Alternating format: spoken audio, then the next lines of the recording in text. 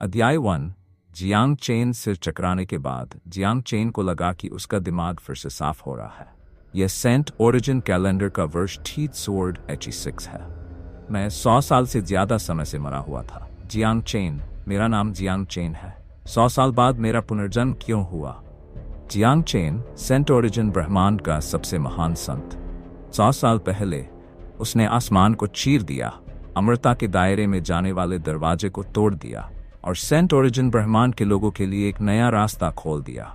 लेकिन उसने अपने खून की आखिरी बूंद भी खो दी और सेंट क्लिफ पर मर गया।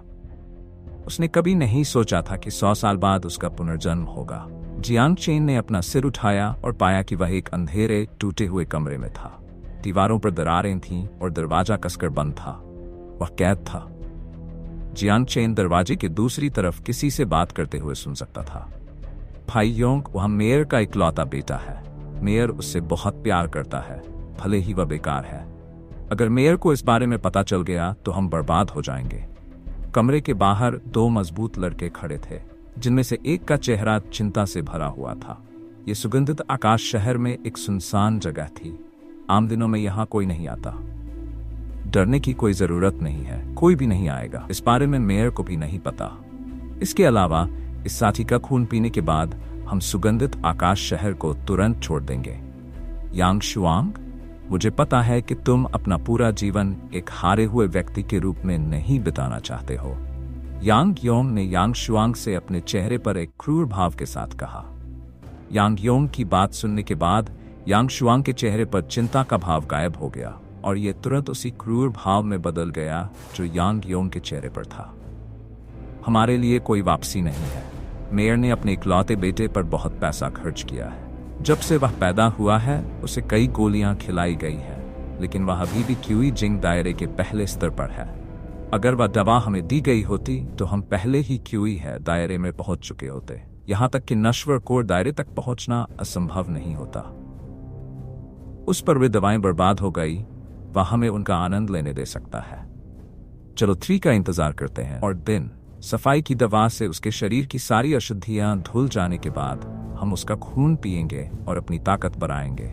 उसके बाद हम तुरंत चले जाएंगे। यांग योंग ने अपने चेहरे पर एक क्रूर मुस्कान के साथ कहा। दोनों के बीच की बातचीत जियांग चेन ने पूरी तरह से सुन ली, जो अभी अभी इस दुनिया में पुनर्जन्म ले रहा था। अपने पिछले जीवन की यादों को आत्मसात करने के बाद जियांग चेन के चेहरे पर एक क्रूर मुस्कान उभरी। मेरा खून पीने का सपना देख रहे हो? तुम मेरा पेशाब पियोगे। अपनी यादों को खोजते हुए जियांग चेन ने पाया कि बाहर 2 लोग कौन थे। वे मेयर की हवेली के पहरेदार थे। क्या उन्होंने वास्तव में उसे नुकसान पहुंचाने की कोशिश की? जियांग चेन को मारने और उसका खून पीने का सपना देख रहे थे। जियांग चेन को कभी घबराहट महसूस नहीं हुई। अतीत में सबसे महान संत के रूप में वह अनगिनत खतरनाक कष्टों से गुजरा था। इसके अलावा उसके शरीर में अशुद्धियों को दूर करने के उद्देश्य से उन्हें जो सफाई की दवा खिलाई गई थी, उसका असर होने में अभी भी 3 दिन लगेंगे। 3 दिन वह उसके लिए वापस लड़ने का अवसर होगा। बाहर खड़े 2 पहरेदारों को अनदेखा करते हुए जियांग चेन ने अपने शरीर का निरीक्षण करना शुरू कर दिया। अपने शरीर में बड़ी मात्रा में दवा को महसूस करके वह तुरंत उत्साहित हो गया, जो उसके पिता ने उसे बचपन से ही दी थी। इस शरीर का पिता अपने बेटे को अच्छी दवा खिलाना जानता है, लेकिन वह नहीं जानता कि उसके बेटे का शरीर उन्हें अवशोषित नहीं कर सकता। सभी गोलियां इस शरीर में संग्रहित थीं और जल्दी या बाद में कुछ पूरा हो सकता था। लेकिन मेरे लिए यह शरीर अद्भुत है। जियांग चेन अपने चेहरे पर मुस्कान लिए वहां बैठा रहा। वह सबसे महान संत हुआ करता था। उसके लिए इस शरीर में संग्रहित गोलियों को अवशोषित करना एक खेत का टुकड़ा था। बाहर के इन 2 पहरेदारों ने मुझे एक शुद्ध करने वाली दवा भी खिलाई। हालांकि ये कमजोर है, लेकिन इस शरीर के लिए इसके लाभ बहुत बड़े हैं। इस शरीर में संग्रहित सभी दवाएं अब मेरे द्वारा अवशोषित की जाएंगी। कुछ समय तक अपनी यादों को खंगालने के बाद जियांग चेन को एक ऐसा हुनर याद आया जिससे गोलियों से ताकत हासिल की जा सकती थी, और उसने इसका इस्तेमाल करना शुरू कर दिया। जैसे ही जियांग चेन ने हुनर का इस्तेमाल करना शुरू किया, उसके शरीर में जमा गोलियों की सारी ताकत उसके शरीर में फैलने लगी। उसका शरीर गोलियों की ताकत को सोखने लगा। गोलियों ने उसके शरीर, उसकी हड्डियों, उसके खून, उसकी त्वचा को निखारना शुरू कर दिया। सब कुछ निखारा जा रहा था। उसी समय सफाई की गोलियों ने भी अपना असर दिखाया, जिससे जियांग चेन को अपने शरीर की अशुद्धियों से छुटकारा पाने में मदद मिली। पिछले 10 सालों में उसने जितनी भी गोलियां खाई थीं, वे बहुत ताकतवर थीं। उसका शरीर सचमुच एक खजाना बन गया था। ये कितना बेकार था। इसमें कोई आश्चर्य नहीं कि ऐसे लोग थे जो उसे नुकसान पहुंचाना चाहते थे।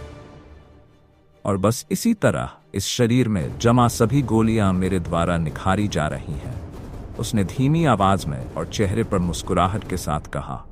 बड़ी मात्रा में गोलियां लगातार उसके शरीर को निखार रही थी, उसे मजबूत बना रही थी और युआन शक्ति में बदल रही थी। क्लिक करें स्तरों पर। वह क्यूई जिंग क्षेत्र के दूसरे स्तर पर पहुंच गया। सिर्फ 1 घंटे में जियांग चेन ने अवरोध को तोड़ दिया। क्यूई जिंग क्षेत्र के दूसरे स्तर पर पहुंच गया। Click click click. स्तर 3, स्तर 4, स्तर 5। जियांग चेन बाधाओं को तोड़ना जारी रखता है। क्यूई जिंग क्षेत्र के 5वें स्तर तक पहुंचता है। सब कुछ 1 दिन के भीतर। उसके शरीर में बहुत अधिक गोलियां जमा थीं। भले ही वह क्यूई जिंग क्षेत्र के 5वें स्तर पर पहुंच गया था, लेकिन उसने अपने शरीर में संग्रहित गोलियों का केवल आधा ही इस्तेमाल किया था। दरवाजे के बाहर यांग योंग और यांग शुआंग अपने चेहरों पर चिंता भरे भाव के साथ बेसब्री से इंतजार करते हुए घूम रहे थे। भाई योंग, 1 दिन हो गया है। क्या हमें उसे अभी मार देना चाहिए, उसका खून लेना चाहिए और चले जाना चाहिए? यांग शुआंग चिंतित था। नहीं, सफाई करने वाली दवा को उसके शरीर की सभी अशुद्धियों को पूरी तरह से हटाने के लिए 3 दिन लगेंगे। हमें इंतजार करना होगा, यांग योंग ने कहा। कमरे के अंदर जियांग चेन अभी भी अपने पैरों को क्रॉस करके बैठा था और ऊपर उठने की सुखद अनुभूति महसूस कर रहा था। सेंट ओरिजिन ब्रह्मांड में हर कोई मार्शल आर्ट का अभ्यासी था।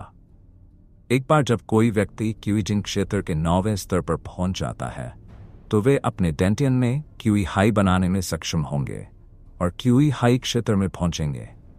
उसके बाद नश्वर कोर क्षेत्र, स्वर्गीय कोर क्षेत्र और दिव्य कोर क्षेत्र आए। लोगों ने इन क्षेत्रों को पाइज़ाधार स्तर कहा। क्यूई जिंग क्षेत्र के 5वें स्तर पर पहुंचने के बाद जियांग चेन नहीं रुका। वह गोलियों से ऊर्जा को परिष्कृत करता रहा, भले ही स्तर ऊपर उठने की गति काफी कम हो गई थी। Hello hi friend, novel story मेरा नया यूट्यूब चैनल। कृपया ड्रैगन मार्क वॉर गॉड को सब्सक्राइब करें। अगर आप आगे की कहानी सुनना चाहते हैं तो हमें सब्सक्राइब करें। 2 दिन बाद जियांग चेन ने आखिरकार अपने शरीर में जमा सभी गोलियों का इस्तेमाल किया और 8वें स्तर के शिखर पर पहुंच गया, 9वें स्तर से बस 1 कदम दूर। मैं 3 दिनों में 8वें स्तर पर पहुंच गया हूं। ऐसा लगता है कि मैंने इस शरीर की सीमाओं को पूरा कर लिया है।